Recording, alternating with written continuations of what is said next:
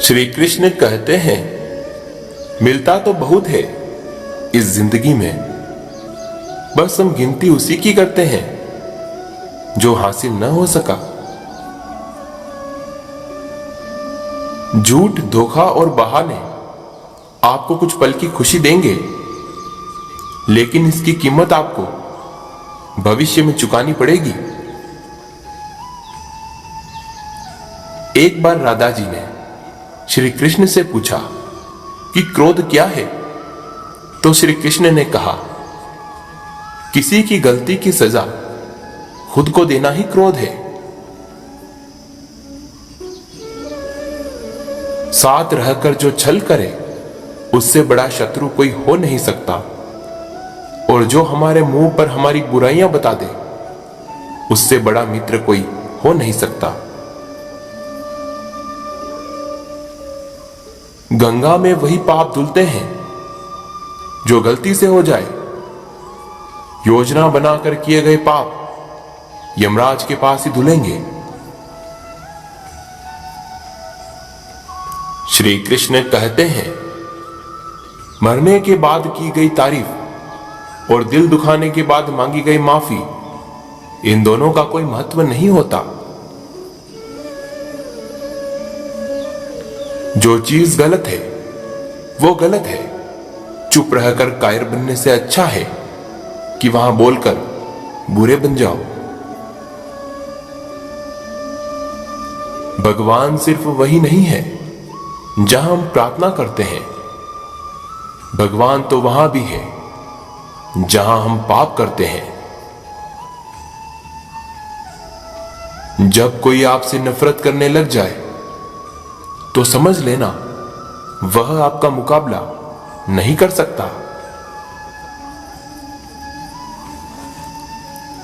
एक बार एक चिड़िया ने परमात्मा से शिकायत की, हे मेरे परमात्मा, बड़ी मुश्किल से मैंने घोंसला बनाया था, आपने तूफान भेजकर मेरा घर ही उजाड़ दिया। तब परमात्मा ने उसे उत्तर दिया, तेरे घोंसले में सांप आ गया था तुझे खाने के लिए, इसलिए मैंने तूफान भेजा ताकि तुम जग जाओ और उड़ सको और तुम्हारी जान सुरक्षित रह सके। हमारी जिंदगी में कितनी मुसीबतें आती हैं, हमको पता भी नहीं होता कि हमारा परमात्मा हमें किस तरह परेशानी से बचाता है। अगर तुम्हें लगता है कि परमात्मा तुम्हें कष्ट के पास ले आए हैं, तो भरोसा रखिए वो तुम्हें कष्ट के पार भी ले जाएंगे। एक बार एक व्यक्ति अपनी नई कार को बड़े प्यार से पॉलिश करके चमका रहा था। तभी उसकी 4 साल की बेटी पत्थर से कार पर कुछ लिखने लगी। कार पर खरोंच लगती देखकर पिता को इतना गुस्सा आया कि वह बेटी का हाथ जोर से मरोड़ देता है, इतनी जोर से कि बच्ची की उंगलियां टूट जाती है। बाद में अस्पताल में दर्द से करा रही बेटी पूछती है, पापा मेरी उंगलियां कब ठीक होगी? गलती पर पछता रहे पिता के पास कोई जवाब नहीं था। वह पास जाता है और कार पर लाते बरसाकर गुस्सा निकालता है। कुछ देर बाद उसकी नजर उसी खरोंच पर पड़ती है जिसकी वजह से उसने बेटी का हाथ तोड़ा था। बेटी ने पत्थर से लिखा था, पापा मैं आपसे प्रेम करती हूं। गुस्से और प्यार की सीमा नहीं होती। याद रखें, चीजें इस्तेमाल करने के लिए होती है और इंसान प्रेम करने के लिए, लेकिन होता इससे उल्टा है। लोग चीजों से प्यार और लोगों को इस्तेमाल करते हैं। श्री कृष्ण कहते हैं, यदि आप अपना स्वभाव नहीं छोड़ते तो आपके सामने आपका दुश्मन भी घुटने टेक देगा। एक बार गधा और एक आदमी रास्ते से जा रहे थे। रास्ते में गधा किसी गहरे गड्ढे में गिर जाता है। आदमी अपने गधे को गड्ढे से निकालने का हर प्रयास करता है, लेकिन काफी प्रयत्न के बाद भी वो असफल हो जाता है। वह बहुत दुखी होता है। वो ऐसी दशा में छोड़ना भी नहीं चाहता था। तभी उसके मन में एक विचार आता है और वह उसे गड्ढे में जिंदा गाड़ने का निश्चय कर लेता है, जिससे वह आसानी से मर सके। इसीलिए वह उस पर मिट्टी डालना आरंभ कर देता है। जैसे ही गधे पर मिट्टी गिरती है, वो उसे वजन के कारण हिलाकर हटा देता है और उसी मिट्टी पर चढ़ जाता है। वह प्रत्येक बार यही कार्य करता है। जब जब मिट्टी उसके ऊपर गिरती है, अंत में मिट्टी से गड्ढा भर जाता है और वह सुरक्षित बाहर आ जाता है। इसीलिए हमारी आंतरिक वृत्ति हमें ताकत देती है। हमारा स्वभाव हमें कहीं गिरने नहीं देता। संकट में उसे कभी नहीं भूलना चाहिए। प्रकृति का काम तो सिर्फ लोगों को मिलाना है। रिश्तों की उम्र क्या होगी, ये तो आपके व्यवहार पर निर्भर करता है। बहुत मुश्किल होता है उस व्यक्ति को हराना जिसे चलना पूरे वक्त ने सिखाया हो। अगर कोई आपको ठुकरा दे तो बुरा मत मानना, क्योंकि वे वास्तव में आपकी कीमत नहीं जानते। आपके विचारों का कोई मूल्य नहीं होगा अगर आप किसी मुकाम पर नहीं होंगे। इसीलिए खुद पर काम करिए, फिर आपकी खामोशी का भी मूल्य होगा। सब कुछ करने के बाद भी परिणाम न मिले तो उसे भगवान की मर्जी समझकर जो भी हो रहा है होने देना चाहिए। परम शत्रु से भी ज्यादा घातक होता है गलत दिशा में भटकता हुआ आपका मन। जुबानों के पीछे मत चलो। कोई तुम्हें ऐसी कहानी नहीं सुनाएगा जिसमें वो खुद गद्दार होगा।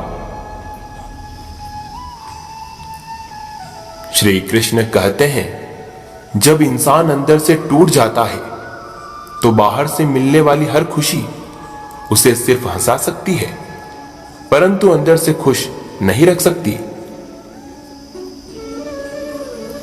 जो रिश्ता हमें रुला दे उससे गहरा कोई और रिश्ता नहीं, और जो रिश्ता हमें रोते हुए छोड़ दे उससे कमजोर कोई और रिश्ता नहीं।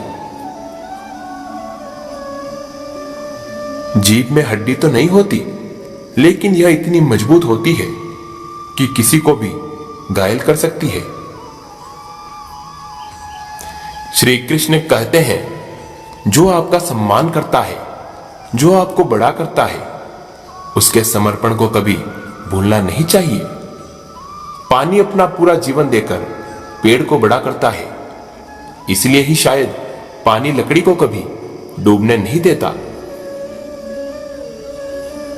ऊपर वाला जितना दे रहा है ले लो। जिस दिन वो लेना शुरू करेगा तो आपको सांसें भी देनी पड़ेगी। रोना बंद कर दीजिए। अपनी तकलीफों से खुद लड़ना सीखो, क्योंकि साथ देने वाले भी शमशान से आगे नहीं जाते। लाख जमाने भर की डिग्री हो तुम्हारे पास, लेकिन किसी की तकलीफ ही ना पढ़ पाओ तो अनपढ़ हो तुम। किसी को ज्ञान उतना ही दो जितना वो समझ सके, क्योंकि बाल्टी भरने के बाद नल ना बंद करने से पानी व्यर्थ हो जाता है। बातों की मिठास अंदर का भेद नहीं खोलती। मोर को देख के कौन कह सकता है कि वह सांप खाता होगा।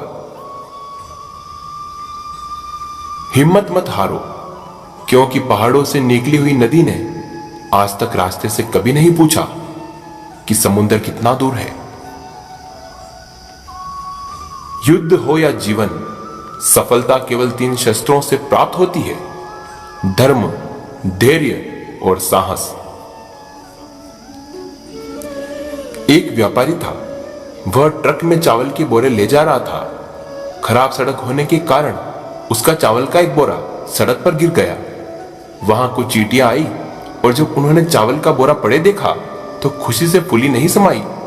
सभी चींटियों ने चावल के 10-20 दाने ले लिए और चली गई।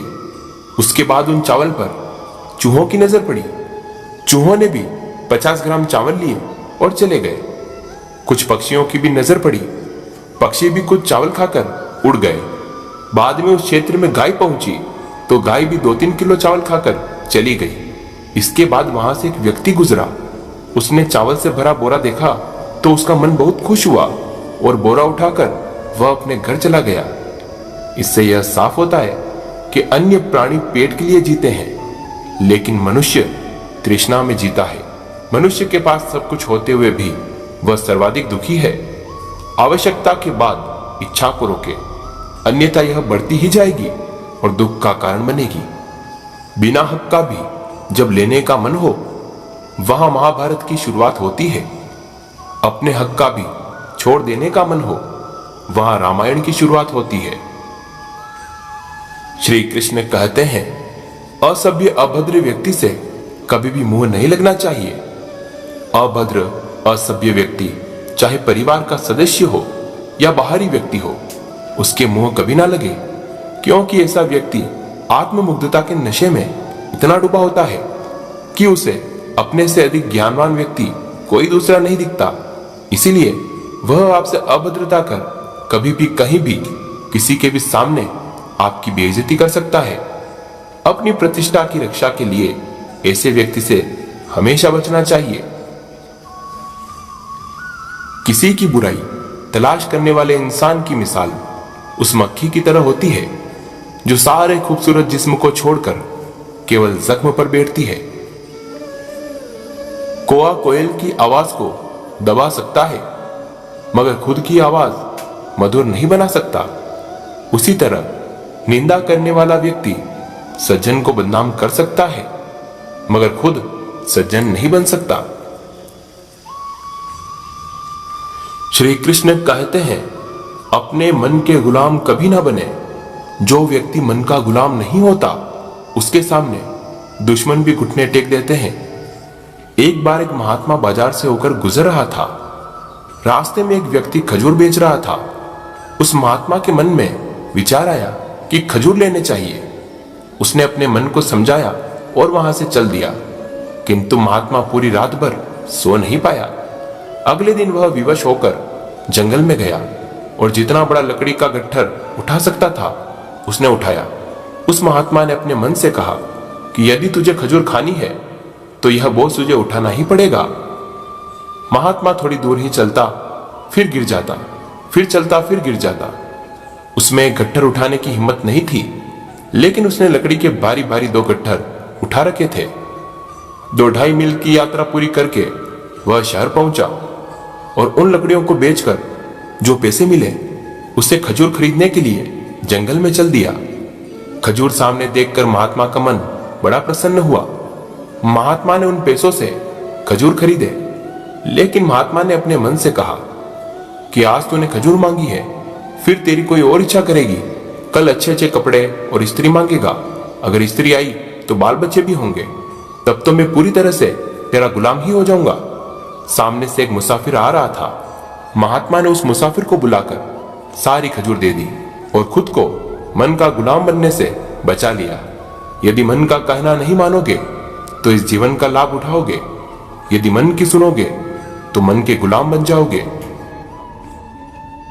भगवान ने सभी को धनुष के आकार के होठ दिए हैं, मगर इनसे शब्दों के बाण ऐसे छोड़िए जो सामने वाले के दिल को छू जाए, ना कि दिल को छेद दे। जीना है तो कर्ण की तरह जियो, जिसका भी साथ देना है खुलेआम दो। विरोधी कहलाओगे, धोखेबाज नहीं। श्री कृष्ण कहते हैं, पीपल के पत्तों की तरह मत बनिए जो वक्त आने पर सूख कर गिर जाते हैं। बनना है तो मेहंदी के पत्तों की तरह बनिए जो पीसकर भी दूसरों की जिंदगी में रंग भर देते हैं। शब्दों का वजन तो बोलने वाले के भाव पर आधारित है। एक शब्द मंत्र हो जाता है, एक शब्द गाली कहलाता है। वाणी ही व्यक्ति के व्यक्तित्व का परिचय करवाती है, क्योंकि हमारी वाणी ही किसी को हमारे नजदीक तो किसी को हमसे दूर करवाती है। श्री कृष्ण कहते हैं, चरण उनके छूने चाहिए जिनके आचरण छूने लायक हो। सबको खुश रखना जीवित मेंढकों को तराजू में तोलने के बराबर होता है। एक को बैठाओगे तो दूसरा कूद जाएगा। जिस घर का मालिक जाग रहा हो वहां चोर प्रवेश नहीं करते, अर्थात जो अपने अंदर जागा रहता है उसमें काम, क्रोध, लोभ, मोह, ईर्ष्या प्रवेश नहीं कर पाती। जब अधर्मी व्यक्ति सफलता की सीढ़ी पर ऊपर चढ़ता है तो यह मत समझना वो जीतने के लिए ऊपर चढ़ रहा है, बल्कि उसे ऊंचाई से फेंकने के लिए उसे ऊपर चढ़ाया जा रहा है। रख लो 1000 आईने झूठे चेहरे देखने के लिए, अपनी असली सच्चाई जानने के लिए तुम्हें बंद आंखों से अपने अंदर ही झांकना पड़ेगा। माना कि आईने की कीमत हीरे से कम है, लेकिन हीरा पहनने के बाद भी ढूंढते सब आईना ही है। फूंक मारकर हम दिए को बुझा सकते हैं, मगर अगरबत्ती को नहीं, क्योंकि जो महकता है उसे कौन बुझा सकता है, और जो जलता है वह खुद बुझ जाता है। घोड़े के पीछे और पैसे वाले के आगे कभी मत चलो, क्योंकि दोनों कभी भी लात मार सकते हैं।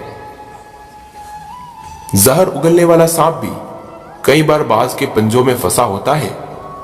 अगर हालात पर तुम्हारी पकड़ सही है तो यकीन मानिए ये जहर उगलने वाले भी तुम्हारा कुछ नहीं कर सकते। कामयाब होने के लिए अपनी मेहनत पर विश्वास करना, किस्मत तो जुए में आजमाई जाती है। साथ निभाना सीखना है तो ताले से सीखिए। खूट टूट जाता है मगर चाबी नहीं बदलता। श्री कृष्ण कहते हैं, कई बार जो दिखाई देता है वो सच नहीं होता। जब शेरनी अपने बच्चे को दांतों में पकड़ करके ले जा रही होती है तो ये ना समझे कि वो उसका शिकार करके ले जा रही है या खाने के लिए ले जा रही है। वो अपने बच्चे को नाजुक दांतों से पकड़ कर ले जा रही होती है। इसीलिए जो दिखाई देता है हमेशा वो सच नहीं होता। आज के इस वीडियो में इतना ही। जल्द मिलेंगे श्री कृष्ण के विचारों के साथ एक नए वीडियो में। तब तक के लिए जय श्री कृष्ण। धन्यवाद।